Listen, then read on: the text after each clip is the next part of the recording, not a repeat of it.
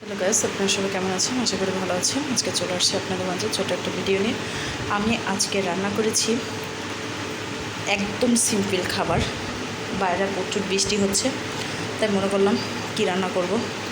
তা আজকে বৃষ্টির কারণে ডাল, এই হচ্ছে পাতলা ডাল রান্না করেছি অনেক ঝাল দিয়ে, আর সাথে রয়েছে কচু ভর্তা, আর এটা হচ্ছে টাকি মাছ ভর্তা কাঁচা পেঁয়াজ দিয়ে। এই হচ্ছে আলু ভর্তা, আর এই ছিল কালকের কচু তরকারি, মান কচুর তরকারি। এগুলো দিয়ে আজকে খেয়ে নেব, তাই আজকে মনে করলাম আপনাদের সাথে একটু শেয়ার করি। আর